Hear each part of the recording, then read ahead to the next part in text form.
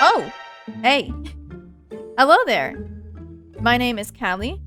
I'm a Twitch streamer, VTuber, and overall retro enthusiast, and I have a secret. I love the Gamecube.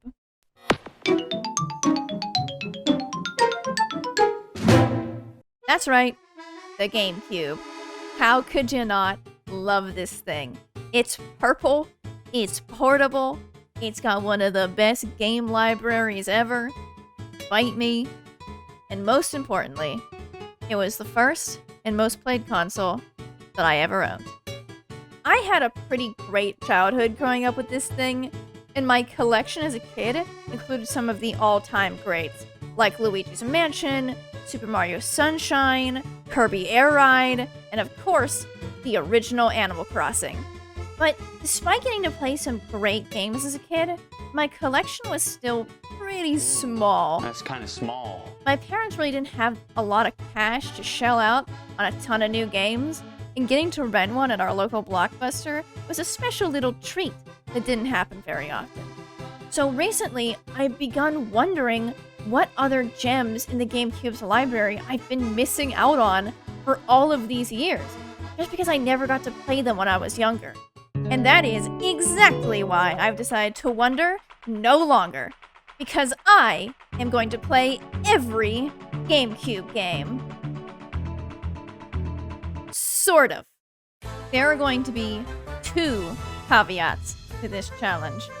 The first one I'll go over now, and I'll get to the second one a bit later. Caveat number one. I will be limiting this challenge to only include titles that were officially released in North America or can run on an NTSC GameCube. One reason for doing this is, well, I can't speak Japanese. So I think it's safe to say that it probably wouldn't be very entertaining for me or my audience to watch me try and stumble through multiple hours of a game I can't understand. The second reason for this is, for this challenge, I really wanted to recreate the library of titles that me, as a small child living in the northeastern United States in 2006, would have had access to. That means I probably wasn't playing titles such as Zoids vs. 3 or Legend of Golfer.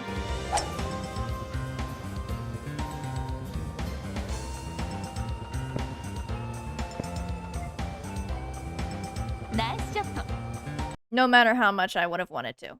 Now, if you're worried that these restrictions are going to make this challenge too easy, don't worry. That still leaves 555 games that I get the pleasure of experiencing.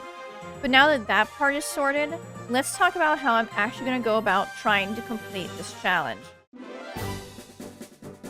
Step 1 is to load a text file with all 555 games into a random number generator, which will then spit me out 10 random titles from that list. Those 10 titles will then be put into a picker wheel, which will be spun live on stream, and the winning game will get one full stream to show me what it's got. The goal here is to play these games, not to complete them. Not even the Cube's #1 fan wants to do that to myself. However, particularly good games will be put onto a separate list afterwards for me to revisit at some point to do a full playthrough. So don't worry, Legend of Zelda fans. I know you've been yelling at me for months to play your games, and I promise that I will. But to start out, you still only get one stream each, just like everybody else. Unfortunately, this now brings us to caveat number 2. So I guess it's finally time to address the elephant in the room, which is EA Sports. It's in the game. there are a metric buttload of sports games out there, and the GameCube's library is no exception. In fact, around 24% of the North American releases are sports related. Oh my god, I'm just starting to realize how many games that actually is. Oh my god. Which brings us to the problem. I don't really give a shit about sports. So I hate to say it, but for my sanity and the sanity of my chat, I simply cannot dedicate full 4+ hour streams to every single Madden. So, what's the solution? I actually don't know yet. I have 2 ideas on what I want to do, but I haven't settled on anything yet. And in fact, if you prefer one of these over the other, or think that they're both garbage and have an idea of your own, please let me know down in the comments. I really do need help solving this. Option 1. Completely break the rules of the challenge. Instead, I pick one game in each genre of sport to act as that sport's poster child, and then I dedicate a full stream to that. So 1 game for football, 1 for soccer, and so on.